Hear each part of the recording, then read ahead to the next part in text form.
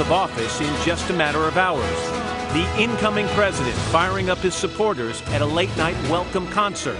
There's never been a movement like this, and it's something very, very special. More than 1 million people expected to descend on the nation's capital today. Among those looking on, 4 of the 5 living U.S. presidents. Hillary Clinton, the woman he defeated in one of the most unusual and divisive elections in history. More than 60 of her fellow Democrats refusing to show up. Trump, undeterred. We're going to do things that haven't been done for our country for many, many decades. This morning, a country divided comes together to witness a grand tradition, the peaceful transition of power. We're here to bring it all to you live. The pomp, the pageantry, and yes, the politics. As Donald Trump becomes our nation's 45th president. Today, Friday, January 20th, 2017. The only thing we have to fear is fear itself. Ask not what your country can do for you. Ask what you can do for your country. In this blessed land, there is always a better tomorrow. From NBC News, this is a special edition of Today, the inauguration of Donald Trump, with Matt Lauer and Savannah Guthrie, live from Washington, D.C. And good morning, everyone. We are happy to welcome you to this special edition of Today on a Friday morning in Washington. That's the West Front of the U.S. Capitol, where much of the action will take place today. Just about 5 hours from now, Donald Trump will be sworn in as president of these United States. And we are just a stone's throw from that building, the Capitol building. And with us all morning to guide us through the twists and turns of the inauguration, we're happy to have Chuck Todd and Nicole Wallace. Guys, good morning. Good to see you. It seems like just 2 years ago we started this. Guess what it has been? A lot of words associated with inauguration days. You hear historic, you hear exciting, you hear hope. What are the words you're most often hearing associated with today's inauguration? Well, I would add simply also unusual, anxious, uncertain. They're emotional. I've been here for an incoming president, and I was here when he left. And whether you're the president on their way out or the president on the way in, there is an emotion to this day. Really? Oh, and that's how you lost? Do you think you could have just had a decent message for the white working class voters? Do you think this woman who has nothing in common with anybody... I'm not saying that's why you won, but that's the kind of campaign that was run. Over 200. How about it's Hillary Clinton? She doesn't connect with people. How about they have nothing in common with her? After every presidential election for decades, Harvard has had a postmortem, and Tucker Carlson joins us right now. It has always been civil until yesterday, when the Clinton campaign attacked Kellyanne Conway. And not so. And Jen Palmieri, who I've known for 20 years, she's a very smart and reasonable person. Actually, she's one of my favorites on the Clinton team. Has clearly bought in to the storyline that they all now believe, which is this was a moral contest, not a contest between opposing ideas, but a contest between good and virtuous people and evil people. They believe, of course, they're on the good and virtuous side. This is a really ominous sign because it suggests two things. One, the Democrats believe that anyone who disagrees with them is evil. And two, they haven't actually thought through what happened. They've learned nothing. They believe that Trump got elected because America is racist. Boy, that's not the right conclusion. Well, look, you look at them, and they blew a great big pile of dough in losing. Right, and they clearly, like you said, haven't learned, because we saw that with Nancy Pelosi. They reelected her. Well, yeah, but imagine, okay, so if you and I are arguing about an issue, I would think, you know, I really like Ainsley, but she's just wrong on that issue. Yeah. But if the debate is over who's going to heaven, then I look at you and I'm like, you know, Ainsley's just not a good person. Like, it is a deep and unbridgeable divide once you start framing politics in moral terms. This is a dangerous path to go down. I agree. Let's don't have that conversation. You're the want to go to person I've ever met, so it doesn't apply to you. But I'm just saying, they actually think that America is a bad country filled with evil, racist people, and that's why Trump got elected. Whoa. Yeah, and that this election's an exception. I mean, look at Keith Ellison, the nomination of the DNC. I mean, is this something that's not just a Clinton camp thing? This is a Democrat left-wing party thing. Hey, the right is all evil. We're going further left. Yeah, I mean, of course, the irony alarm goes off because it's Keith Ellison who called for, like, a separate ethno-state for African Americans. So, like, who's the racist? Okay, but leaving that aside, that's a symptom of something else, which is profound disunity on the Democratic side. What is the Democratic Party? It was the party of the working class, of the farms and the factories. Now it's what? The party of Black Lives Matter, or of Bernie Sanders, or of the Clintons. Those are three very different groups, and it's not clear who runs that party. Plus, fold into all of this casserole, the recount is going. The Clinton casserole. The recount. I found a hair in mine. Oh. Sorry. That is so wrong on so many levels. The recount, ultimately, the goal there is just to leave a stain on the beginning of the presidency of Donald Trump. Yeah, I mean, I think so, but I also believe that a lot of Democrats believe that the underlying charge is true, which is that Russian agents somehow got a hold of voting machines in rural Wisconsin, Michigan, and Pennsylvania and tampered with them, though they're not connected to the internet. They believe there's no way he could have won unless the people are racist or the Russians got involved. One of President Reagan's cabinet members, Bill Bennett, is comparing President-elect Trump's actions with Carrier today to those of his former boss, who took on the air traffic controllers after they went on strike illegally. President Reagan told the air traffic controllers in no uncertain terms, "You better come back to work or else." The union demands are 17 times what had been agreed to, $681 million.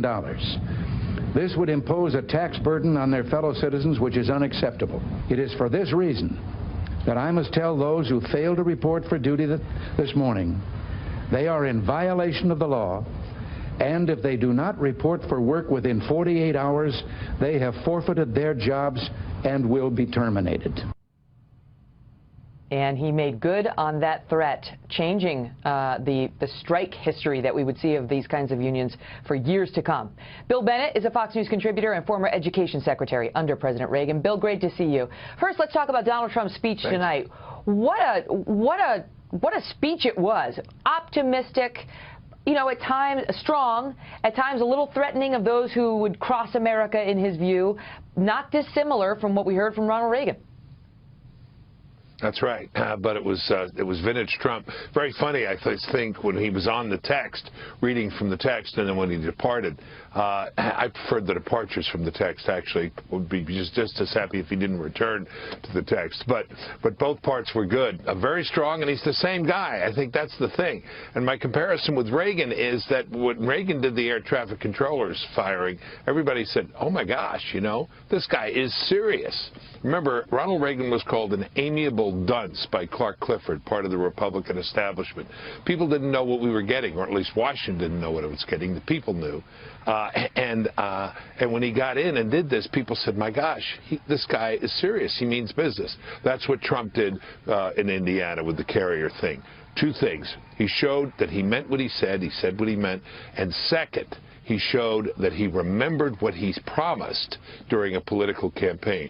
You know how cynical people are about American politics? Here's a guy who said something before he's even president, he acts on it. American people like that, and I did too. What do you make of, you know, obviously he did not keep the promise to go after Hillary and put her in jail, and he got some heat for reversing himself on that promise, and a couple of others last week. This one actually leads to real American employment and jobs kept here, which may be more important to the American people, but how do you square those two? Well, both are consistent with Christmas, I would argue, and before Christmas. You know, the Hillary thing, that can still be covered by other people if it needs to be, if an investigation is warranted. I don't think people are worried about that. She's out of the picture. The Clintons are done. She's out of the picture. But this was a reminder that the guy meant what he said, and he means business. And now we'll see what else. But the other thing I mentioned was about the cabinet, because people have been saying, you know, the never-Trumpers with whom I was arguing, a lot of my old friends, said two things they were sure of. One, he wouldn't be elected because Hillary would bury him. Well, that was wrong. The second thing is he's no conservative. This cabinet, these picks so far are not the most conservative by a Republican president since Reagan. They're the most conservative, including Reagan. I was there. I sat around that table. I knew who those folks were. Look at this lineup. I mean, you have Price. You have Jeff Sessions. You have Flynn. You have Betsy DeVos in education. And now Mad Dog Mattis. By the way, it's nice to have a general named Mad Dog, I think. I wish General Keane hadn't told. Well, I wish General Keane hadn't said he meant it for his own troops. I'd like the other side to think he meant it for them. But I imagine he can be pretty tough there. The warrior monk, they call him, because he reads books. How about that? Generals read books. Yeah. Yep.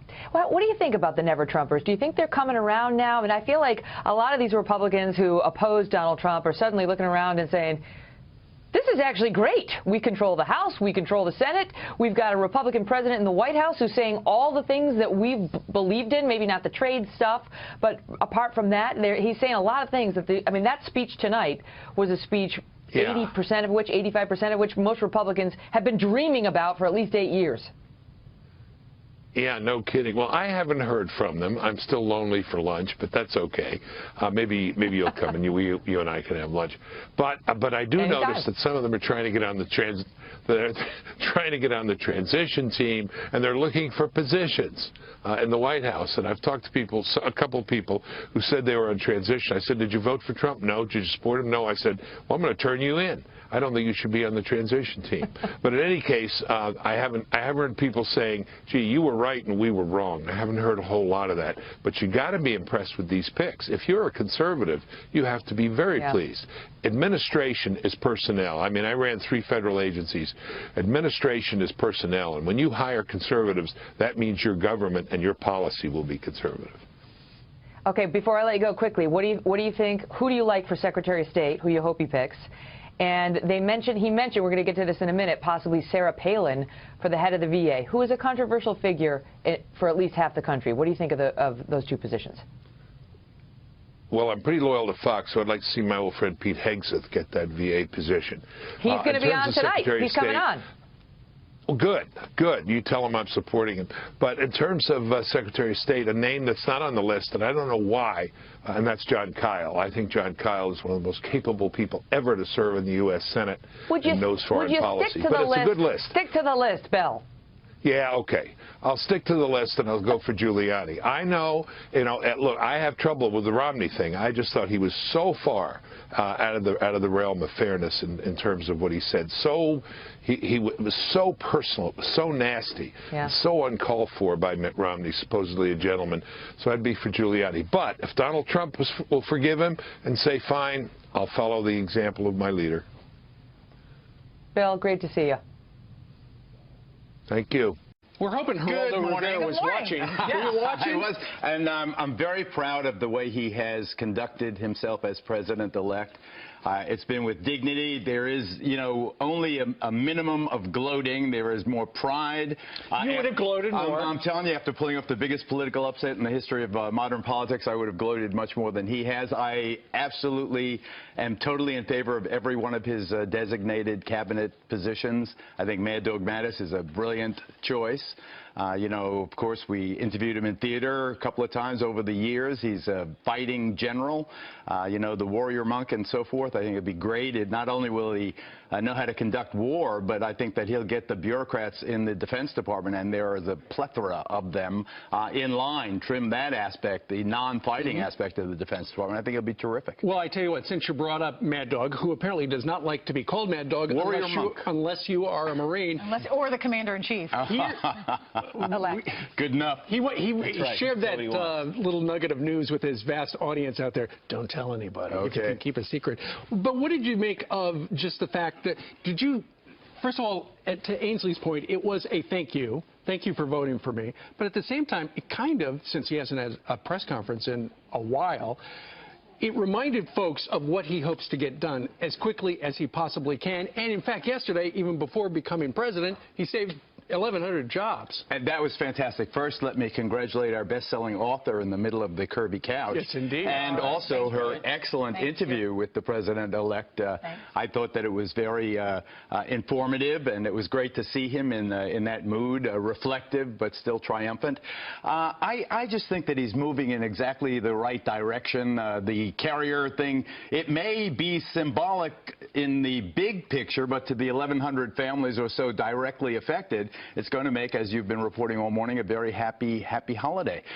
In terms of how he is moving forward, remember all the stories of disarray and disruption and anarchy, and the transition is in chaos and all the rest of it. And it turns out that he's ahead of schedule in terms of historic comparisons. Very organized. And his selections are great. I personally would really be in favor of Governor Mitt Romney being selected as Secretary of State. But I think that, you can't go wrong with the the quartet that he has as prospective choices. I think it'd be a great thing to reach out. It would certainly heal the GOP in terms of bringing the establishment wing in with the Trump wing. It's Trump's party now. He can define it as he will. And I just think that so far he has put people at ease. I think that's the most important thing. The office has the constraints of tradition and history, and just as I thought would happen, and we've spoken about it many mornings, the office is a moderating force. The edge is off. I like the way he did not say lock her up, did not allow the crowd. The crowd did. Yeah, well, he didn't go for it. He didn't rise to the bait. So while there was obviously exuberance in his triumph, I didn't think it was overboard at all. And what you've said, he threw out the rule book in the campaign. He's changed the nature of what a modern presidency is looking like before our eyes. Last night in the rally, he talked a little bit about national security, not just Mad Dog Madison, that surprise announcement, but also some of the policies that he would execute or will execute as president. Here's a little bit of what he had to say last night about the war on terror, and then Geraldo will get you to respond to it. We don't need San Bernardino. We don't need another Orlando. We don't need another World Trade Center. We don't need Paris. You look at Paris. You look at Nice. You look all over the world. Look what's happening to Germany. We don't need that, folks. We have enough problems, believe me. Your state has just experienced a violent atrocity at the great Ohio State University that further demonstrates the security threats are stupidly created by our very stupid politicians, refugee programs. So, Geraldo, he's not backing down on something like refugees and extreme vetting. What do you make of his... Well, first of all, my mother-in-law and father-in-law are Buckeyes from Ohio State. I was in Ohio when this violent incident happened on campus, so it hit us kind of close to home there.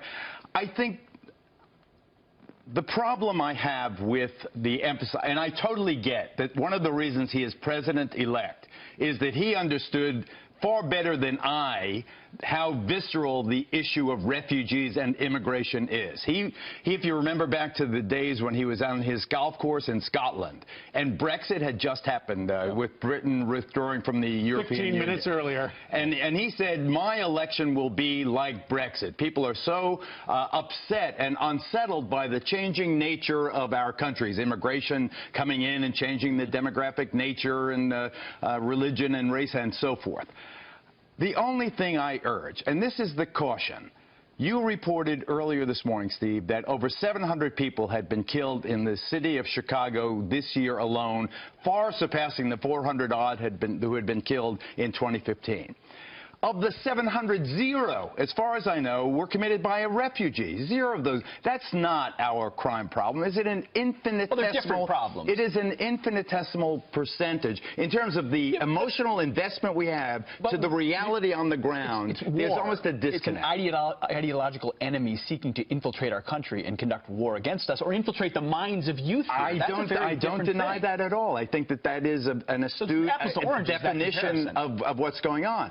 But I submit to you that the inner city gangbanger doing fighting a rival drug dealer is far more severe a problem for the United States than the ideological war. But you're conflating. I mean, Trump has said he would address that too, right? Sure. They're two different issues, and he can deal with both issues. But there are 750,000, as far as I know, refugees in the country, beginning with the Somalians a couple of decades ago, or a decade and a half ago. As far as I know, there have been 3 acts that can arguably be called terror, including what happened on the Ohio State campus. So 789,000 and 3 acts. I think that we have to keep it in perspective. I just remember the Jews in World War II and the Ship of Fools. We didn't let the Jews of Europe come into this country on the eve of World War II for the same reasons. We didn't know who was hidden among them who could disrupt. But I think that we can't let that. We can't let that. The Jews of Europe who are facing ovens are different. It's very different. We didn't know from ovens. They were the other, and we excluded them. Right. We kept them out because they were the refugees, and they were for the same kind of, I use the term already, visceral reasons. We have to be careful that we are not that place that excludes the tired, huddled masses yearning to breathe free. We've got to be careful. People just want to be safe. They want jobs. Extreme vetting is the way to go. Trump is right about that. But extreme vetting is not exclusion. All right. It's extreme, though. It's extreme. All right. And so's Geraldo. That's why it's on every Friday. Try the deal. Thank you, Geraldo. All right. Let's find out who General Mattis is. National Security Correspondent Jennifer Griffin is at the Pentagon tonight. Good evening, Jennifer. Good evening, Brett. Well, when I was on Capitol Hill earlier this week, I learned that Republicans on both the House and Senate Armed Services Committees had taken steps to write up legislation allowing them to make an exception and bypass a law that bars military personnel from serving as Defense Secretary within 7 years of retirement. It would be a one-time law mentioning General Mattis by name. Chairman of the House Armed Services Committee, Congressman Mac Thornberry, told us just a short time ago that Mattis has tremendous support on the Hill. We have a draft of language that we have prepared based on the same language that was used for General Marshall back in the Truman administration. So that's our starting point. There may be some tweaks to it, but we're pretty much ready to go with that here in the House. Neither the Trump transition team nor General Mattis himself will confirm that its decision has been made. General Jim Mattis's last job was that of CENTCOM commander before he retired 3 years ago. He oversaw relations with 20 countries. Before that, he served for 3 years as the Supreme Allied Commander for Transformation of NATO. I'm told he doesn't like being called Mad Dog unless you are one of his young Marines who gave him that nickname. During the invasion of Iraq, his call sign was Chaos. He also led Marines into Fallujah and led a Marine amphibious task force into Afghanistan after 9/11. You go into Afghanistan, you got guys who slapped women around for 5 years because they didn't wear a veil. You know, guys like that ain't got no manhood left anyway, so it's a hell of a lot of fun to shoot them. You know, I mean, it's a good fight. When he met with President-elect Trump, General Mattis reportedly told him he does not like waterboarding because, frankly, it doesn't work. I'm told by a well-placed source he was not told about the Cuban negotiations or Iran deal when he served under the Obama administration. Even though Iran was one of the countries for which he was responsible, General Mattis was forced to retire 3 months early because he saw Iran as a greater strategic threat than others in the administration, Brett. You know, Jen, I'm told by Marines who know him, obviously he's blunt-spoken, straightforward, and as you mentioned in your report, but there's also this other side to him. After he retired in 2013, he got in a car and crisscrossed the country to try to personally visit as many of the families of Marines who died under his command as he could over a 2.5-week drive across the country. And he wrote a handwritten letter to every parent who lost a son or daughter under his command. So you don't often hear that story. Well, that's the kind of guy he is, and already morale here in the building upon hearing that he might be the commander, the defense secretary here, it's already rising. As CENTCOM commander, he made it a point to stop in Tonga, of all places, to thank them because they had the largest number of security guards guarding the green zone in Iraq. He also made it to Estonia. He made that a priority because Estonia lost more troops per capita than any other country in Afghanistan. Brett, that's the kind of guy he is. All right, more on this with the panel. Jennifer, thank you.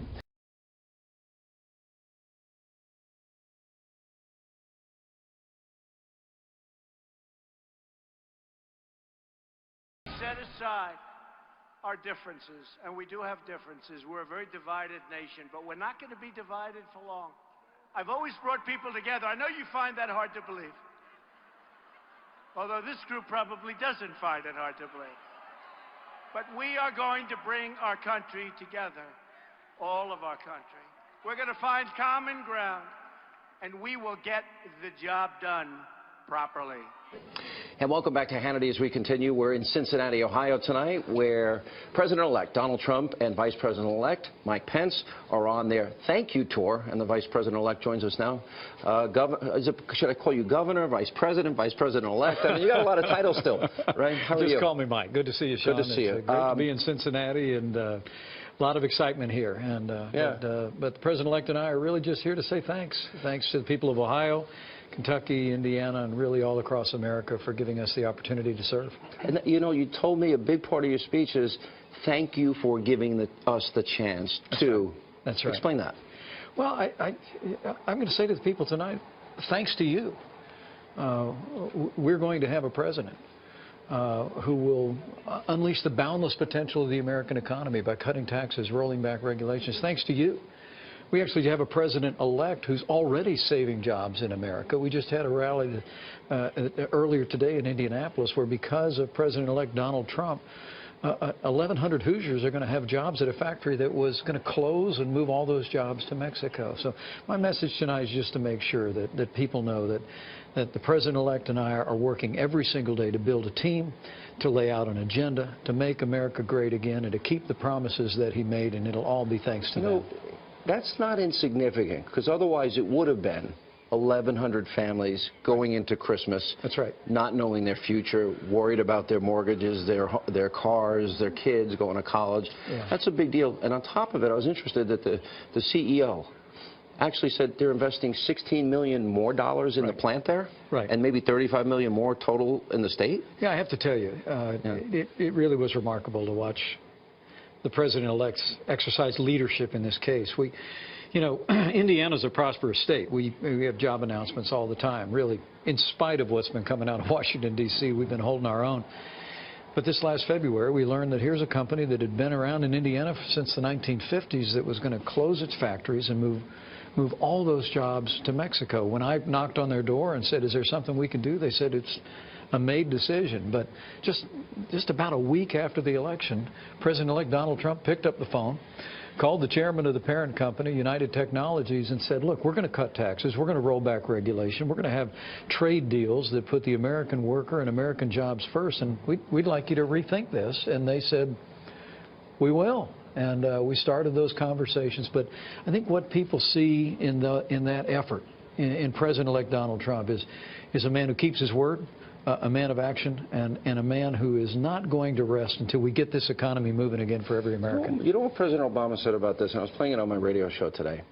What's Donald Trump going to do? Wave his magic wand? And I thought about it, and I said, no, what he's going to do is what you didn't do. He's going to pick up the phone and call. Right. And were you there for that call? I'm interested. Did you hear any? There. You were there when he did it. Yeah, he picked up the phone and he spoke really one American to another. And he just said, I'm just calling to tell you that we're going to do exactly what we said we were going to do. We're going to cut taxes on job creators, businesses large and small. We're going to roll back the avalanche of regulation. Back in March, the leadership of Carrier told me what was driving them out of the country more than anything else was an avalanche of red tape coming out of Washington, D.C. And what the president-elect told the leader of that company was we're going to do exactly what the American people elected us to do. And he asked them very graciously in his own way to if they'd reconsider that, and I got to tell you how inspiring it was for me. And your home state, yeah. Which, by the way, has been doing well, as you pointed out. That's right, but 1950s is a long time. It was inspiring for me to see the way that our president-elect just leaned into that effort, kept his word, has made a difference in the lives of 1,100 Hoosiers. Son calls him a blue-collar billionaire. Probably a great example, right? You know, it's fun. I went out earlier before you guys got here in the crowd, and I talked to a lot of people, and this issue of Carrier came up. And what was the most important thing? What was the most important thing? I kept asking. He's going to keep his promises, and they said this was one of them. And when you think about it, the agenda, if you break it down, and I talked a lot about it in my closing arguments, you said you saw the night before the election. I did. Supreme Court justices, originalists, right, vetting refugees, repatriation, 15% corporate tax, Obamacare replaced health care savings accounts. Then you got building the wall, education back to the states, energy independence. What am I missing? Not a whole lot, although there is a little bit the more. Military. We're going to rid of the rebuild the military. We're going to support law enforcement at every level with the resources and the tools they need to restore law and order to our communities. And the list goes on. But you're absolutely right. I have to tell you, in addition to being Vice President-elect, I've been asked to chair the transition, and to see the caliber of men and women around this country who he is drawing to this effort, the cabinet appointments he's made so far, and there'll be more appointments next week, stay tuned.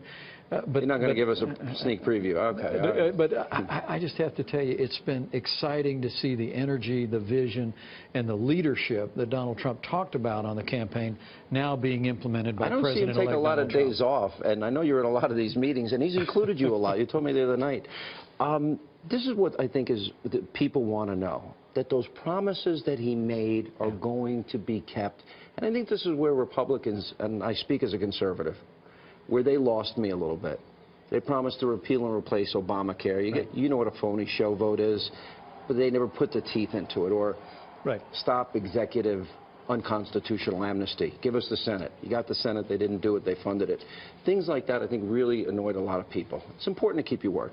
It is important to keep your word. And President-elect Donald Trump is a man of his word. I will tell you, he's dispatched me to Capitol Hill. We both went there together a couple of weeks back already, sitting down with the leadership of the House and Senate and laying out a plan, not just for the first 100 days, the first 200 days to implement that agenda. And, you know, you've known him a lot longer than I have. You know, this man is the very embodiment of optimism and energy and creativity. Oh, he controls the room. He's going to bring all of that to Capitol Hill, and we're going to drive that Trump agenda forward, and we're going to make America great again. How did it go when you were there yesterday? Because I know you were there yesterday speaking with a lot of these leaders. How were those meetings? Great discussions. We really brought our legislative teams together. Met with the Speaker, met with Leader McConnell in the Senate. And, you know, our effort is to be ready literally on day one, to be able to walk our new president into the Oval Office to take action on day one on a number of executive orders that the Obama administration has put into effect, but literally in that very moment to initiate efforts to repeal and replace Obamacare, to end illegal immigration once and for all, and to get this economy moving again with less taxes, less regulation. And it's exactly the agenda that he ran on. And I keep telling members of Congress, buckle up. It's going to be a busy year. Listen, that's a big agenda. If you got all those things done, I would say it's a prescription, the conservative solutions that I've wanted for a long time. How has your life changed? I understand you guys don't fly in the same plane anymore. True? For the most part? Well, that's right. That's part of the new changes.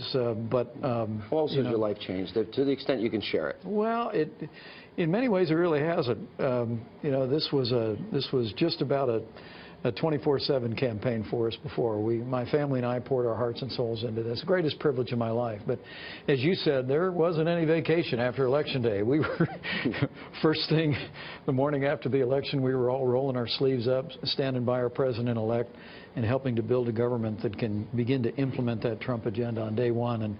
And frankly, the energy, the enthusiasm, the optimism that just emanates out of our president-elect is contagious, and it's going to carry us all the way to January 20th, and I think carry us to a great, great term in the Congress. I didn't have enough time to ask him a little bit about foreign policy. Is the Iranian deal done? Will that be eliminated? Do you think, as he does, that was a horrible deal? I think it was a horrible deal, but a lot of the money's already been transferred. Right. And I don't believe that any place, anytime inspections will ever take place. And I don't trust the Iranians. And while that deal was being negotiated, believe it or not, they were chanting death to America, burning the American flag and burning the Israeli flag. Well, the idea of transferring $150 billion back to the Iranians. Well, nearly $2 billion in what was unquestionably ransom payment is deeply offensive. It was a bad deal, and we've already begun internal discussions. I know the president-elect is going to give very careful consideration to the right way forward, but it all begins by recognizing how deeply flawed the Iran deal is, and laying before him all the best options that will put the interests of the United States and the interest of our most cherished ally first. Do you know if any countries like Iran, China, Russia, have they reached out? Or you can't say? It's fine if you can't. Well, I can tell you the leadership in China and Russia have reached out. For my part, I've spoken to foreign ministers and some heads of state around the country, but frankly, from the day after the election, leaders from around the world were reaching out to our president-elect. I mean, I really do believe that people across the globe, leaders across the globe, recognize the kind of leadership that President-elect Donald Trump is going to bring to the White House. And they've been reaching out with graciousness, engaging directly with him, and he's been engaging with them with the kind of considerate, straight talk that I know will always characterize the way he deals with the world. Will we repair our, what I would say is somewhat broken relationship with Israel? I've known Prime Minister Netanyahu for many years. He actually put a blurb on my first book. Will that relationship be repaired quickly? I can assure you that if the world knows nothing else, it'll know this, that America, under President Donald Trump, stands with Israel. He's had great discussions, as I've had the privilege of having with Prime Minister Netanyahu since the election, and we're going to continue to build that relationship. Last question. Can we glean anything from all the time you spent both at Trump Tower, New Jersey, on Capitol Hill, that the role of the vice president in this administration is going to be a pretty active and busy one? It looks like it. Well, I would, I'd leave that to the one person who will define it. I mean, the guy who's been sending you around all the time. My family and I are here to serve. I mean, you have to understand, I'm a small-town guy from southern Indiana, not too far from where we're standing right now. The very idea of having a chance to stand next to our president-elect at such a momentous time in the life of our nation is very humbling for me. And I'm just prepared to serve in any way that I can help him move that agenda that we both know will make America great again.